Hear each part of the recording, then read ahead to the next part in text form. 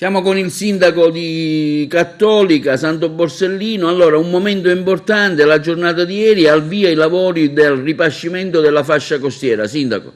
Una vittoria importante sia per la comunità di Cattolica, per l'amministrazione, per tutto il territorio della provincia di Agrigento, per tutta la Sicilia, perché Minua non è solo di Cattolica, è di tutto il mondo, cioè ci sono turisti che vengono da qualsiasi parte del mondo perché è una zona che può garantire sia il mare sia la cultura, quindi dopo tanti anni è una soddisfazione perché questa amministrazione ha presentato un progetto a ottobre 2017 e è arrivata a conclusione, quindi mi preme ringraziare tutto l'assessorato territorio ambiente per avermi accorto e sensibilizzato nelle mie richieste, l'assessore Cordaro per accogliere sempre con le pressioni che ho fatto, la disponibilità che ho avuta.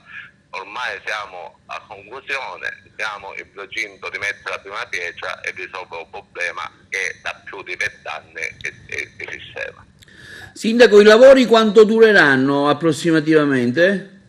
Il calcolo dei lavori è circa 8 mesi, quindi giustamente poi dobbiamo considerare le mareggiate, dobbiamo considerare che ci sono alcune prescrizioni perché da maggio a settembre non si possono effettuare lavori, ma iniziando a mettere la prima pietra prima o poi restituiamo minimo alla comunità.